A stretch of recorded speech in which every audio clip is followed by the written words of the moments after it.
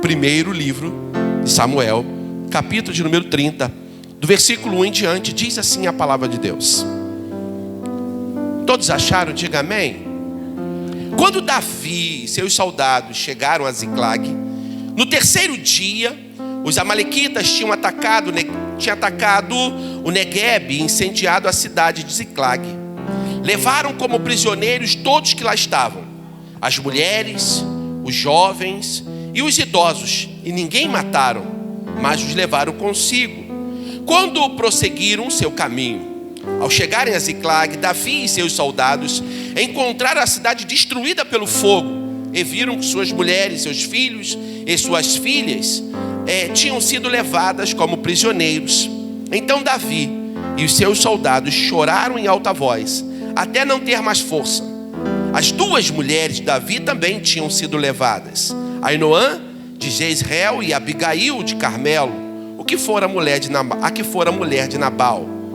Davi ficou profundamente angustiado, mas os homens falavam em apedrejá-lo. Todos estavam amargurados por causa dos seus filhos e de suas filhas. Davi, porém, fortaleceu-se no Senhor e o seu Deus. E então Davi disse ao sacerdote Abiatar, filho de Aimeleque: traga-me o colete sacerdotal. Abiatar o trouxe a Davi, e ele perguntou ao Senhor: devo perseguir esse bando de invasores? Irei alcançá-los? O Senhor respondeu: persiga-os. É certo que você os alcançará e conseguirá libertar os prisioneiros. Davi e os 600 homens que estavam com ele foram ao ribeiro de Besor, onde ficaram alguns, pois 200 deles estavam exaustos demais para atravessar o ribeiro. Todavia, Davi e 400 homens continuaram a perseguição. Pula para o versículo 16, por favor. Aí. Versículo 16 em diante. Quando ele levou Davi até lá, os amalequitas estavam espalhados pela região, comendo, bebendo e festejando os muitos bens que haviam tomado da terra dos filisteus e de Judá. Davi os atacou no dia seguinte, desde o amanhecer até a tarde. Nenhum deles escapou, com exceção de 400 jovens que montaram os camelos e fugiram. Davi recuperou tudo que os amalequitas haviam levado, incluindo suas mulheres. Nada faltou, repita comigo, nada faltou. Nem jovens, nem velhos, nem filhos, nem filhas, nem bens, nem qualquer outra coisa que fora levado. Davi recuperou tudo. Repita comigo, recuperou tudo. Recuperou tudo, vamos lá, recuperou tudo. E tomou também todos os rebanhos dos amalequitas, os seus soldados, e os conduziram à frente dos outros animais, dizendo: estes são os despojos de Davi. Uma leitura longa, mas é que eu quero que você acompanhe comigo o que esse texto belíssimo quer nos ensinar nessa noite. Para que você situe, na mensagem. 1 Samuel é um livro escrito contando a história dos dois primeiros reis de Israel. 1 Samuel vai revelar no seu primeiro livro que a nação de Israel, eles pedem um líder, eles pedem um rei, a semelhança dos povos ao redor. Deus ouviu a oração, ouviu a petição do povo. Então deixa de haver juízes na terra e passa a ter a terra de Jerusalém ou de Israel passa a ser comandada então por reis. O primeiro rei foi o rei Saul, rei escolhido por Deus, especificamente escolhido por Deus. Porém foi atendendo a petição do povo que Deus escolhe a Saul. Segundo a Bíblia, Saul ele peca, ele erra, ele comete vários erros, um atrás do outro, sucessivamente, a ponto de Deus recusar Saul como rei. E ele diz que levantaria um outro que era melhor do que ele. E quem era esse outro? Davi. Uma situação interessante com relação a Saul e Davi. Saul, ele vai até o profeta e Deus então fala assim: é este aí que você vai consagrá-lo como rei da nação. Mas para Davi, o Samuel sai da sua casa, ele atravessa, na verdade, todo o país para chegar à casa de Jessé. E na casa de Jessé ele manda chamar os filhos, e dentre os filhos estava Davi, que não estava na reunião, mas ele foi consagrado assim que chegou, porque Deus o havia escolhido a Davi. Davi então é consagrado rei. Depois dali a história de Davi, ela leva, ela ganha uma notoriedade incrível, porque ele desafia o gigante Golias. E o Golias era um filisteu, um campeão. Quem era Davi? Um garoto. Havia a unção de Deus sobre esse garoto, sobre esse rapaz. E Deus então decide usar esse homem, esse rapaz, para derrotar os filisteus. E a primeira vitória, a primeira grande vitória, foi a vitória contra os filisteus, na batalha onde o Golias morre. Golias é morto. A nação de Israel então começa agora a ter notoriedade. Davi já não era mais um desconhecido. Repete comigo, se Davi não era mais desconhecido. Quando ele entrava na cidade, sabe o que as mulheres falavam? As jovenzinhas, aquelas que olhavam assim, Davi é um bom partido, ele é o cara, esse camarada é bom. E fala assim, Saul matou milhares, Davi seus 10 milhares. Rapaz, aquilo era um alvoroço na cidade. Certo dia, estava vindo de uma batalha onde haviam vencido os inimigos, e quem estava montado no cavalo, Saul em seu cavalo imponente, Davi também, junto com os campeões, com os soldados. Quando eles adentram na cidade, o povo aplaude, uma grande festa, e se ouve então esse bordão: Saul matou milhares, Davi seus 10 milhares. O coração de Saul se enche de ódio, de raiva, de rancor. Ele não gosta daquela atitude. Então Saul começa a perseguir Davi. Davi tem que se esconder, ele tem que fugir para não ser morto. Davi então, ele se refugia em um lugar chamado Adulão, e lá havia uma caverna, e ele se esconde nessa caverna. Diz a Bíblia que nessa caverna ele encontra mais 400 homens.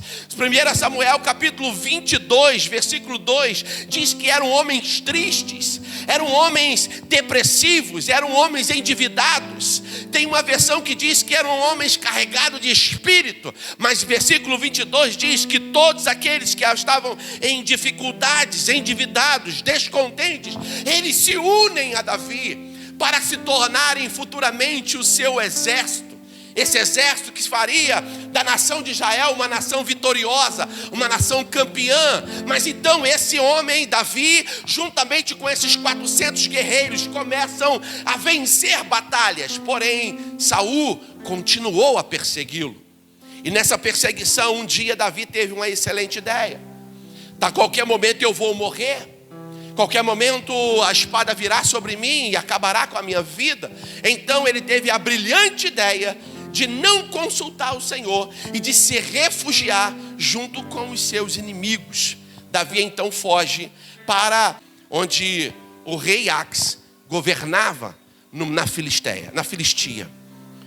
No meio dessa batalha, Davi, ele lá morando naquele lugar, ele recebe uma cidade no Negueb, no deserto.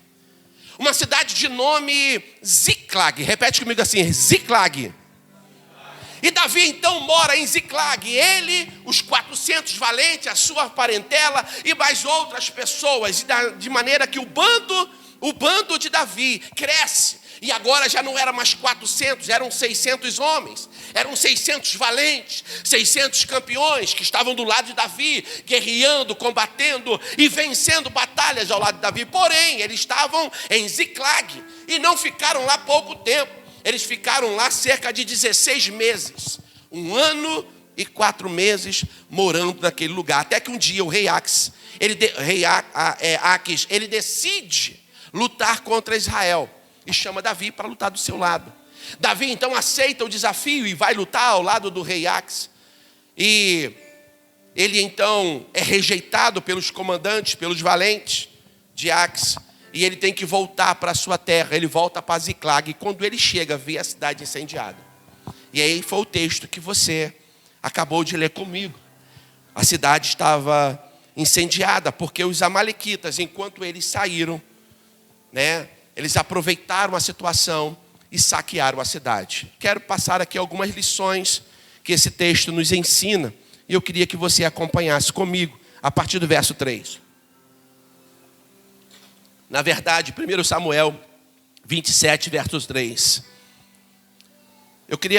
A primeira lição que eu aprendo com essa história é que não devemos nos associar com inimigos. Os inimigos de Deus devem ser os seus inimigos também. Se são inimigos de Deus, precisa ser o seu inimigo também. Você não pode fazer parceria com aqueles que são inimigos de Deus. Tem um texto no Novo Testamento que diz o seguinte: o apóstolo Paulo, ensinando a igreja de Corinto, ele fala assim: não vos associeis com aqueles que, dizendo ser irmão, foi impuro, devasso, maldizente, ladrão, beberrão, com os tais, nem ainda comais.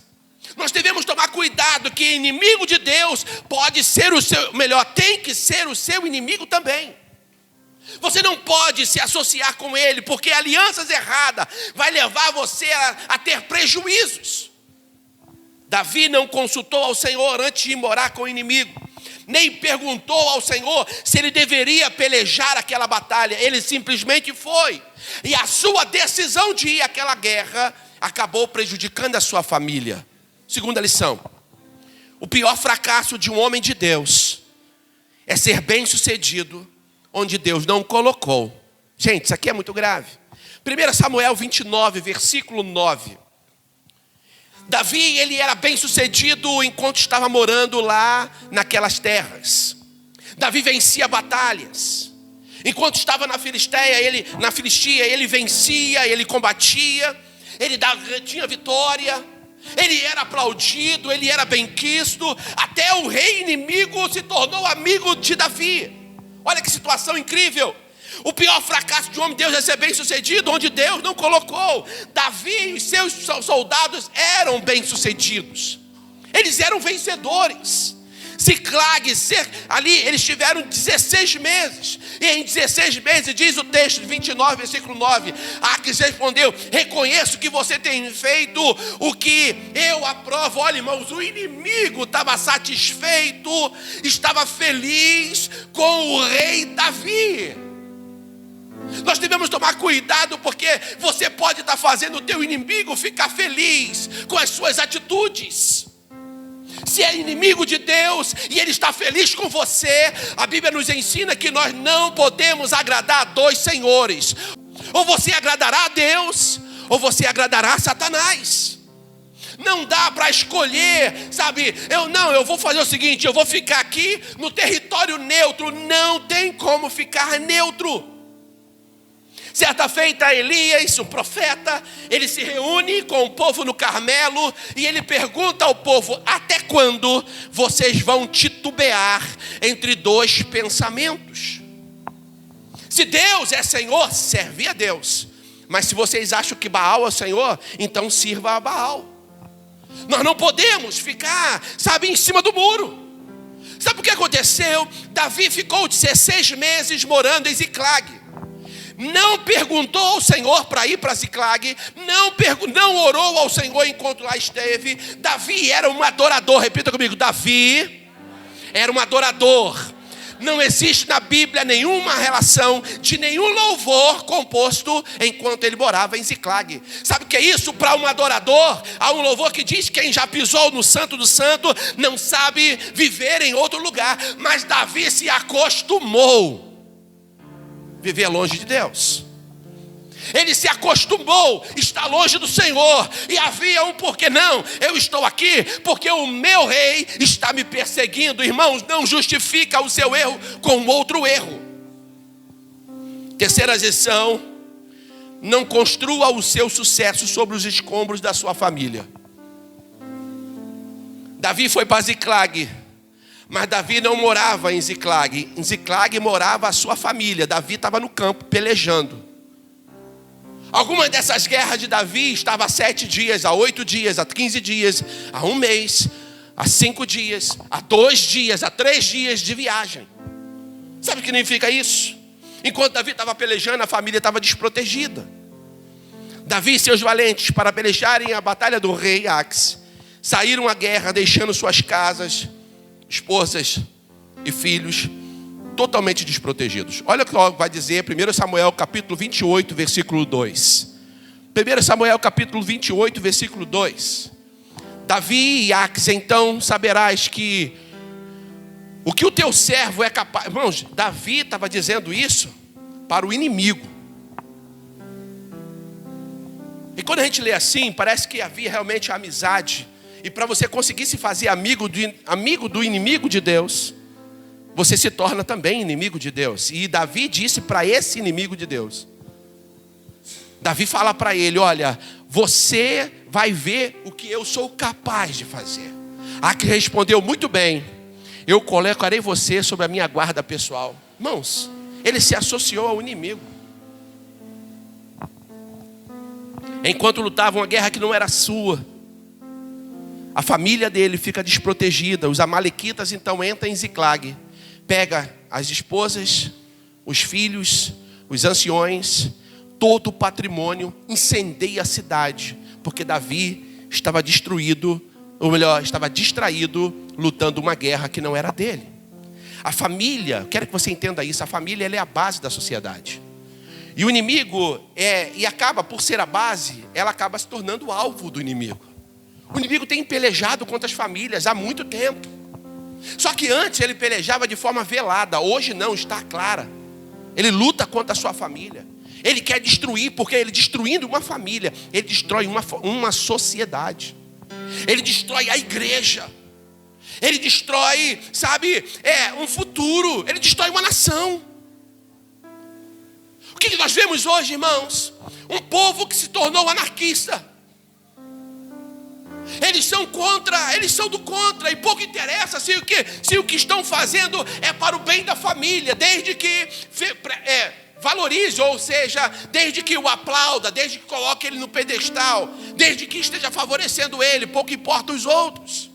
Tem vivido um tempo onde as pessoas têm se esfriado. Álvaro Tito cantava um hino há muito tempo atrás, que dizia que o amor havia esfriado. Já não se ama como Cristo ensinou. Gente, não se ama mesmo.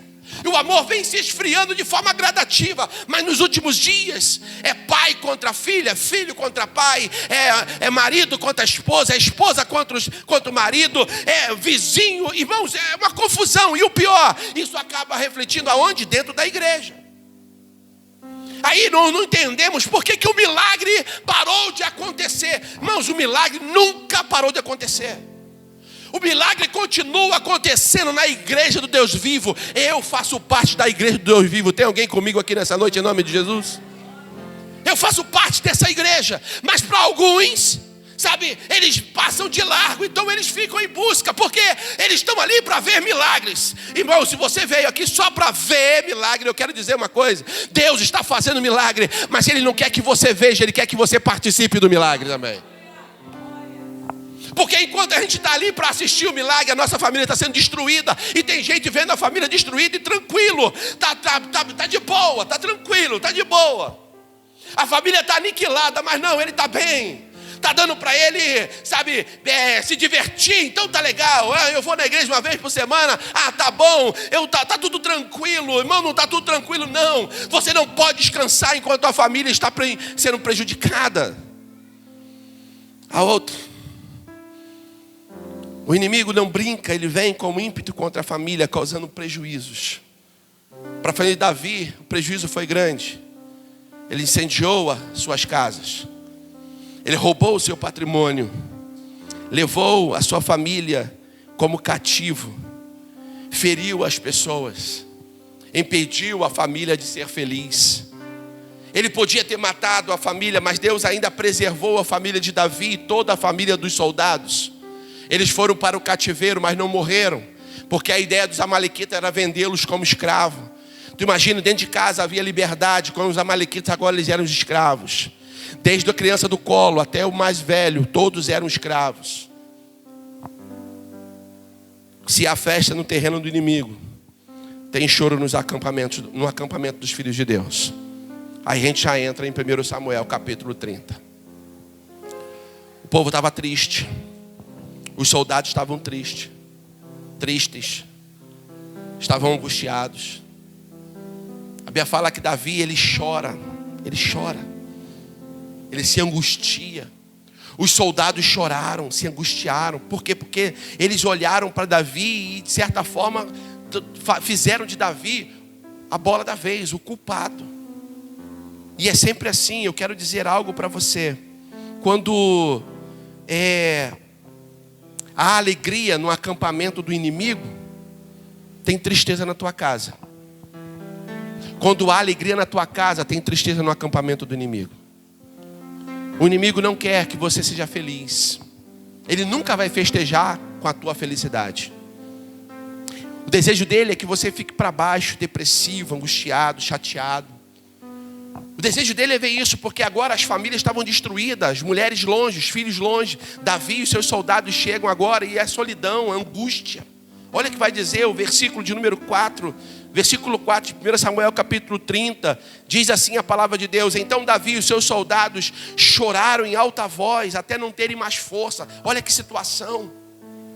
E eu quero aproveitar isso então para falar acerca o que fazer diante da perda. Vira para o teu irmão e fala assim: o que fazer diante da perda? Porque eu contei aqui para vocês acerca das atitudes erradas de Davi. Davi tomou algumas atitudes, os soldados também, e agora a família foi prejudicada. E agora que teve a perda, o que fazer? Algumas delas, vamos comentar então sobre ela. Primeiro, versículo 4 vai dizer que Davi chorou. Repita-me: Davi chorou. Irmão, não é vergonha nenhuma chorar. Não é vergonha chorar. A Bíblia fala que há tempo para todas as coisas. E há tempo de chorar. E tempo de se alegrar. Davi chorou. Havia tristeza. Como festejar com a família presa? Como festejar tendo seus filhos no cativeiro? Como se alegrar nos dias difíceis? Como tendo uma família destruída? Não seja hipócrita. Não, você tem que se alegrar. Tem que sorrir sempre, irmão. Não dá para sorrir sempre. Não dá. Não aqui, diante de uma perda desse nível. Não dá, irmão. Isso é hipocrisia. A família está perdendo, cara. Tu está aí feliz da vida, enquanto tua família, teu filho está nas drogas. Não tem como ficar feliz com isso. O teu lar está separando e você não. Estou na bênção. Está na bênção o quê, meu querido? Acorda. Não é tempo de festejar. Não é tempo de se alegrar com a família sendo prejudicada. Não é tempo de sorrir vendo o marido, mergulhado cada vez mais nas drogas. É tempo de dobrar o joelho e falar com Deus. É tempo de chorar, de lamentar. É tempo de buscar a Deus. Senhor, muda a minha história, muda a minha sorte. Irmãos, isso aqui é um adorador. É um adorador que vacilou, que pecou, que errou. Mas agora, diante dessa situação, como ele vai festejar? No acampamento do inimigo, versículo 16, nós lemos que havia festa. Eles comiam, bebiam, dançavam. Mas lá no acampamento, lá em Ziclag, havia choro, havia lamento. Esse era o tempo de lamentar. Mas eu vou dizer uma coisa: o choro, ele só dura um tempo. Repita comigo assim: o choro só dura um tempo. A Bíblia fala que o choro pode até durar uma noite, mas pela manhã vem a alegria do Senhor. A alegria do Senhor é o nosso bálsamo. Não fique preso no seu sofrimento. Não fique preso na sua dor. Segundo, versículo 5. Olha o que vai dizer o versículo 5. As duas, versículo 5, haviam sido levadas, Ainoã e Jezreel. Versículo 6. Davi ficou profundamente angustiado. Natural. Pois os homens falavam em apedrejá-lo. Aí já é problema. Antes Davi estava chorando. Agora o choro dele vira angústia. Por quê? Porque ele agora estava sendo ameaçado de morte. Isso aqui é interessante. Não é de todo incomum que pessoas amarguradas descarreguem as suas frustrações por meio de atos hostis contra aqueles que o lideram. Não é incomum isso. Isso é natural. Isso acontece. Davi estava angustiado. E o povo falava em apedrejá-lo. Mas o versículo vai dizer: por causa dos seus filhos e suas filhas. Davi, porém, olha só que coisa linda, irmãos. O povo dizia que ia matar Davi na pedrada. Todo mundo estava chorando. Davi agora tinha um misto de choro e angústia. Mas no meio da sua angústia, diz a Bíblia, que Davi se fortaleceu no Senhor, o seu Deus. Irmãos, aqui é forte demais. Não fique preso no choro. Busque força no Senhor. Você pode dizer amém? Amém. Obrigado. Busque força no Senhor, irmãos. O profeta Jeremias 29:3 diz: buscar-me-eis e me achareis, quando me buscar de todo o vosso coração. Esse é o caminho para a vitória, irmãos. Busque no Senhor, busque o Senhor. Ele se fortaleceu no Senhor, então busque o Senhor. No auge do problema, ele busca a solução em Deus. Aleluia! O problema estava enorme. Ele agora vai buscar o conforto que ele precisava em Deus. Ele vai buscar, a solução para trazer de volta, a esperança. Eu quero dizer uma coisa, eu sei que tem momentos que não dá para sorrir, mas quer buscar força, busque força no Senhor. E busca no meio de se refugiar nele. E o texto então vai nos ensinar que Deus sempre esteve ali do lado de Davi, pronto para socorrê-lo. Só que sabe qual foi o problema de Davi? Davi tinha parado de buscar o Senhor. Davi tinha parado de celebrar ao Senhor. Há quanto tempo você não tem buscado a Deus? Há quanto tempo você não tem orado? Há quanto tempo você não tem clamado? Há quanto tempo você não tem buscado força em Deus? Há quanto tempo? Quanto tempo você, está preso à perda e achando a tua perda natural? Há quanto tempo? Tem momentos na nossa vida que, a gente está perdendo e a gente está achando natural, a gente acha aquilo comum, e a gente para de buscar, a gente para de orar. Eu também tinha a semana orando a Deus, e eu estava conversando com Deus, e sabe uma coisa que o diabo arranca da gente, quando a gente para de buscar a Deus? Ele arranca a intimidade. E sabe o que falta? Sabe o que acontece, filha? Quando falta intimidade, a comunicação, ela é prejudicada. Percebe isso? Quando você está bem com a sua esposa, você conversa, você fala de tudo, você ri sobre tudo, você se alegra com tudo, você conta piada, você ri de piadas sem graça, você está feliz da vida. Agora, quando você não está bem com o seu esposo, ou não está bem com a sua esposa, o que acontece contigo? As palavras somem. A piada tem que ser muito engraçada para você sorrir. Você tem, na verdade você não tem graça. Você não fala nada, ela também não fala nada, não há comunicação. Irmãos, quantos lares sofrendo por falta de comunicação, porque perdeu a intimidade. Agora o pior é quando falta intimidade com Deus. Isso aqui é grave, irmãos. É quando com Deus já não há mais conversa. É quando você aceita passar uma semana sem se dobrar diante do Senhor. É quando você se acostuma a não falar com Deus. Irmãos, a Bíblia fala: buscar-me-eis e me achareis, quando me buscar de todo o vosso coração. Mas quando falta intimidade, falta busca. A gente se acostuma a viver uma vidinha sem graça, mais ou menos, a viver uma vida vazia, achando que aquilo é natural. Irmãos, não é natural você ficar sem falar com o seu Deus. Vira para o teu irmão e fala: me ajuda a pregar, e fala assim: não é natural você ficar sem falar com Deus. Como não é natural você, filho, entrar dentro de casa e não falar com seu pai? Tem problema nesse negócio aí. Natural é ter conversa, natural é ter diálogo. Ou você vai ser aquele hipócrita que vai gritar no caixão quando tua mãe morrer. A gente cuida de muita gente, irmãos, e normalmente é sempre assim. O filho que é mais rebelde, o que não ouve pai e mãe, o que fica uma semana, 2 semanas, 1 mês sem falar com a mãe. Quando a mãe morre, quem faz escândalo no cemitério são esses. O bom filho fica no sapatinho. Ele fez tudo o que ele podia para o seu pai e sua mãe. Ele sofre, ele está ali angustiado pela perda, mas ele não está devendo nada. Não espere morrer para achar que vai fazer falta. Tem pessoas, irmãos, estão ouvindo a minha voz. Estão ouvindo a minha voz. Sabe o que eles sentem? Saudade. Ai, como eu era feliz quando estava na igreja.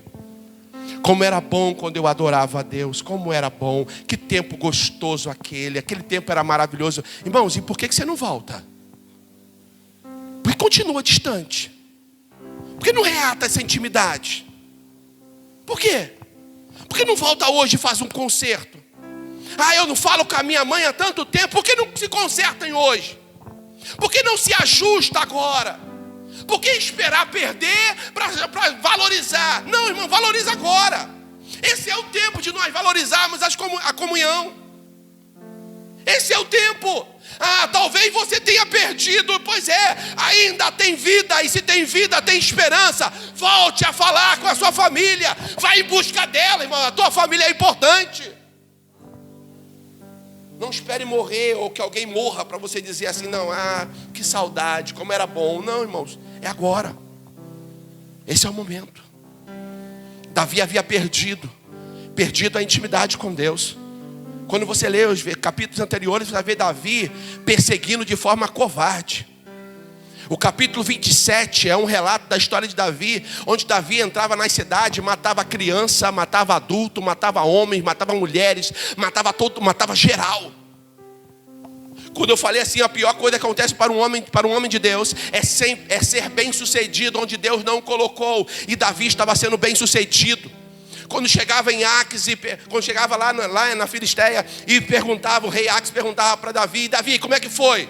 Eu venci, conquistei, eu fiz isso, eu fiz aquilo. Mas Davi não deixava nenhuma testemunha viva. Davi se tornou mau. Ele pegava todos os espólios da guerra e levava para o meio para a sua riqueza. Ele estava se enriquecendo. Davi tinha mudado o coração, irmãos. Quando o homem para de buscar o Senhor, o homem muda o seu coração.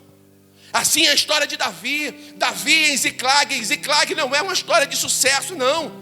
É uma história de conserto. Porque Davi, depois de perder a sua família, Davi então recobra, ele cai na real. Há um ditado que diz assim, o que fazer quando não se sabe o que fazer? Pois é, Davi nos ensina o que fazer. Chora, lamente, mas olha, busque força no Senhor. Segundo, e refugia-se no Senhor. Vai para Ele, vai para os pés dEle. E outra, versículo 8. 1 Samuel, capítulo 30, versículo 8. Não faça nada enquanto não tiver de Deus uma resposta. Tem pessoas sendo mal sucedidas porque eles oram e vai fazer, não aguarda de Deus a resposta. Davi não consultava ao sacerdote, ele parou de consultar o sacerdote. Deus havia levantado profetas na terra e havia levantado os sacerdotes. Davi, ele era agora um guerreiro e precisava estar constantemente lá perguntando lá ao sacerdote Abiatar o que haveria de fazer. E aí então, quando ele tem essa perda, ele busca o Senhor. E quando ele busca o Senhor, quando ele se refugia no Senhor, ele se lembra, opa, há um sacerdote em nosso meio. Gente, não espera perder tudo para lembrar de que há profetas no nosso meio.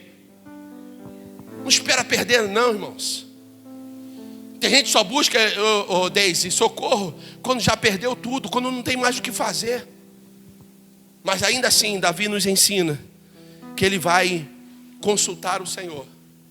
E o que é incrível é que Deus estava de braços abertos como um bom pai, esperando Davi para dar a ele a resposta que ele precisava. Versículo 8. E ele perguntou ao Senhor, devo perseguir esse bando de invasores? 16 meses sem falar nada com Deus. Eu imagino que não foi nada fácil começar esse diálogo. 16 meses sem silêncio, irmãos. Que dificuldade, né? Aqui a Bíblia, ela resume bastante. Mas tu imagina Davi, Senhor, me perdoe. Eu sou vacilão. Eu cometi um erro. Me perdoe, Senhor. Eu não sou digno de estar aqui. Me perdoe, Senhor. E Davi era muito sincero quando orava. Uma das características de Davi é a sinceridade. Ele rasgou o coração. Senhor, eu não mereço estar aqui. Mas, Senhor, me perdoe, Senhor. Mas eu preciso saber de Ti. Eu devo perseguir esse povo. Eu devo lá buscar a minha família. Esse é o tempo de ir lá. Ele consulta ao Senhor. Eu devo ir, Senhor. E se eu for, eu vou ser bem sucedido. Me responda, Senhor. E aí então Deus respondeu para ele: persiga-os. Imagine, um pai há tanto tempo não ouve a voz do filho. O filho começa agora um diálogo, ainda que no vacilo. Deus não fica indiferente, irmãos. Deus vai estar sempre de braços abertos para te receber. Sempre. Ele vai estar com os seus ouvidos atentos para te ouvir. Sempre com as suas mãos estendidas para te socorrer. O nosso Deus é um bom Pai. Ele é um bom Pai. Você alcançará. Você vai conseguir libertar os seus prisioneiros. E aí o que eles fizeram? Opa, então agora graças a Deus a vitória vem, aleluia. Irmãos, orou, teve resposta? Levanta e vai. É simples assim, levanta e vai. Vai em busca da tua bênção. Vira para o teu irmão e fala assim, vai em busca da tua bênção. Versículo 10, diz a Bíblia que eles partiram. Olha o versículo 10. Eles partiram e atravessaram o ribeiro. E continuou a perseguição. Eles não ficaram parados, eles foram. Foram para quê, pastor? Foram para resgatar a sua família. Irmãos, nós não podemos deixar a nossa cidade incendiada, nossa casa destruída, nossa família saqueada, nossos bens roubados, e achar tranquilo isso. O Senhor quer restituir tudo que o diabo roubou de você. A sua alegria, o seu prazer, a tua família, o seu ministério. Deus quer restituir, sabe, o prazer de adorá-lo. Tem pessoas que botam tanta coisa para adorar a Deus, ele coloca um monte de dificuldade para adorar a Deus. A música tem que estar perfeita, quem está cantando tem que cantar perfeito, o som tem que estar perfeito. Irmãos, você não veio aqui para receber adoração, você veio aqui para oferecer adoração. O objeto de adoração aqui não é o homem, o objeto de adoração aqui é Deus. Tem alguém aqui para adorar a Deus comigo em nome de Jesus? Ele é o objeto de adoração. Para de colocar obstáculo, cara. Você vem à igreja, mas você começa a olhar. Se você está com dificuldade de olhar, eu não concordo com esse cinza. É aquele negócio branco no meio da parede, que negócio feio. Irmão, fecha o olho. Venha, Senhor, me faz ficar cego. Quando eu entrar na igreja eu fico cego, tateando. Entra cego, vem com bengala. Nem abre o olho para adorar a Deus. Tem gente que começa a botar um monte de problema, ô João. Que dificuldade. E aí você não consegue adorar. Faz como Davi, irmão, sabe? Seja sincero, se rasga diante dele. Agora, se ele mandou você perseguir, parte em nome de Jesus. Sabe, não é tempo de você cruzar os seus braços enquanto tua família está destruída. Versículo 11 e 12 diz que ele foi para resgatar a sua família. Mas antes de resgatar a família, Davi encontra um homem com fome, doente e caído à beira do caminho. Tem gente que pega, é como se colocasse uma viseira nele. Não, eu tenho que resgatar a minha família. Irmãos, enquanto você está indo para resgatar a tua família, socorre quem está do seu lado. Pegou aí a visão? Tem pessoas precisando de você, cara. Tem pessoas à beira do caminho, desesperadas, angustiadas. Sabe, e se a gente passa de largo, a gente pode perder a nossa bênção. A Bíblia diz que Davi, ele saiu para perseguir o inimigo. Mas aonde estava o inimigo? Não tinha satélite na época de Davi, não. Não tinha GPS. Não, ele saiu. Vamos para onde? Sei lá, vamos caminhar. E aí eles encontram um egípcio no meio do caminho. O cara com fome, o cara doente, o cara enfraquecido. Eles pegam aquele egípcio e dão alimento para ele, dão água para ele, fortalece ele. Irmãos, ele estava indo para resgatar a tua família. Agora entenda isso. Olha o que o egípcio vai falar assim: quem é você, cara? Depois que o cara estava fortalecido, quem é você? Eu fazia parte dos amalequitas. Eu era um dos escravos. O meu senhor era um amalequita. O que você estava fazendo? Nós entramos lá na Filistia e, saqueamos a cidade. Nós matamos um monte de gente, pegamos tudo que eles tinham, inclusive passamos em Ziclag e catamos tudo dele. Irmãos, o cara tinha ajudado a saquear a família de Davi. Olha o coração vingativo. Miserável, peraí, pô! Coração vingativo, coração adorador. Você poderia me dizer onde eles estão? Irmãos, se o seu inimigo, olha só, se o inimigo do povo de Deus, se o inimigo de Deus tem que ser o seu inimigo, o inimigo do seu inimigo, ele pode ser o seu amigo também. Davi alimenta o cara, sustenta o cara, e depois fala assim: vamos fazer o seguinte, me leva até eles. Eu levo, mas você tem que me fazer um pacto. Você não vai me matar e nem vai me devolver para o meu dono. Irmãos, que pacto bom, né? A pior coisa que poderia acontecer, não, tu vai voltar para o seu dono. O cara foi usado, quando estava doente, ele foi abandonado. Davi fala assim: não, vou lá, eu vou resgatar e você vai continuar vivo. Diz a Bíblia que Davi, então, ele, depois de alimentar esse camarada, esse camarada guia Davi até onde estava a sua família. Versículo 16. Davi então encontra o povo festejando, bebendo, comendo, dançando, celebrando a conquista. Afinal de contas, eles haviam tido vitória. O inimigo tinha sido vitorioso. Davi vacilou, eles tiveram a vitória. Mas agora Davi tinha orado ao Senhor antes. Agora Davi tinha consultado ao Senhor. Agora Davi estava debaixo de uma orientação do Senhor. E debaixo de uma orientação do Senhor, Davi foi lá e tomou de volta tudo aquilo que o inimigo havia roubado dele. Debaixo da orientação do Senhor, Davi agiu e não lhe faltou coisa alguma. Davi havia sido fracassado anteriormente. Agora Davi estava dando a volta por cima. Deus agora se mostra gracioso com Davi e devolve, restitui a Davi tudo aquilo que ele havia perdido. Eu quero concluir essa mensagem perguntando para você: o que o inimigo tem roubado de você? O que o inimigo tem saqueado de você? O que ele roubou? Talvez você deu um mole, talvez você vacilou como Davi, talvez você fugiu do propósito. Porque o inimigo, irmãos, ele é mestre em nos enganar. Ele é mestre em nos dar algumas coisas para nos distrair. Ele nos dá, olha, irmão, para te distrair do teu propósito, ele é capaz de dar até algumas vitórias. Para te distrair, para te tirar o foco, ele coloca alguma coisa na tua mão para você ficar perdido e desorientado. O inimigo, ele é capaz de fazer tudo isso para tirar você do propósito. Mas Deus nessa noite te traz de volta o que você precisa restaurar, o que você precisa reconquistar, o que você perdeu e que você precisa trazer de volta. Está na hora de tomarmos uma decisão. Essa é a encruzilhada da sua vida.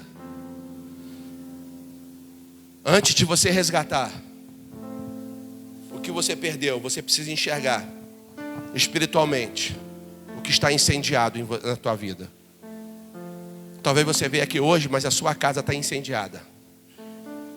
Pastor, mas eu não estava vendo isso não. Pois é, você não estava vendo porque os seus olhos espirituais estavam fechados.